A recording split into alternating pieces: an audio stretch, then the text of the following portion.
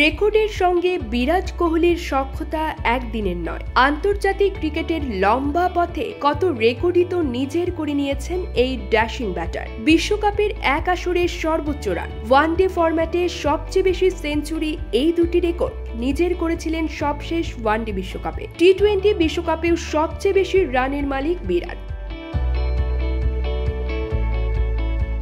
এমন সব কীর্তি গড়ার পর টি-20 ফরম্যাট থেকে বিদায় নিয়েছেন কোহলি। যাওয়ার আগে নিজের শেষ ম্যাচে পেয়েছেন বিশ্বকাপের শিরোপা, সেই সঙ্গে নিজের ৭৬ রানের ইনিংসের সুবাদে পেয়েছেন ম্যান অব দ্য ফাইনালের পুরস্কার। বিশ্বকাপ জয়ের দিনে কোহলি করেছেন এমন এক বিরল কীর্তি যেখানে নেই আর কারো নাম।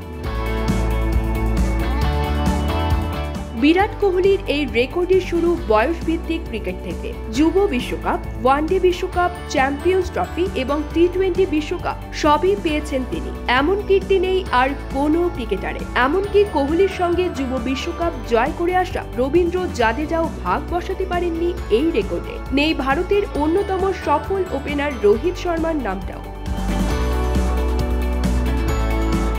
২০০৮ সালে অনূর্ধ্ব-১৯ বিশ্বকাপ জিতেছিলেন বিরাট কোহলি। ২০১১ সালে ভারতের ওডিআই বিশ্বকাপ জয়ী দলের সদস্য ছিলেন। ২০১৩ সালে আইসিসি চ্যাম্পিয়ন্স ট্রফি জিতেছিলেন কোহলি। এবার ২০২৪ সালে জিতলেন টি-20 বিশ্বকাপ।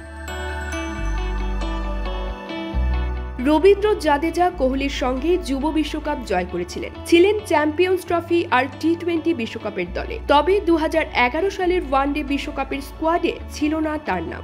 আবার রোহিত শর্মা ২০০৭ সালের টি-20 বিশ্বকাপে নিজের জায়গা করে নিলেও বাদ পড়ে যান ২০১১ সালের ওয়ানডে বিশ্বকাপ থেকে। তাকেও ক্যারিয়ার শেষ করতে হচ্ছে একদিনের বিশ্বকাপ শিরোপা ছাড়াই।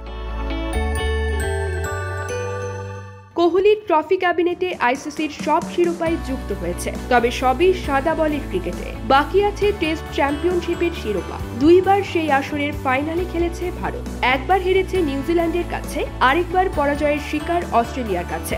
বিরাট এখনো টেস্ট থেকে সরিয়ে নেননি। কে জানে, হয়তো ক্যারিয়ারের শেষ বেলায় টেস্ট চ্যাম্পিয়নশিপের শিরোপাও উঁচিয়ে ধরার সুযোগ পাবেন তিনি।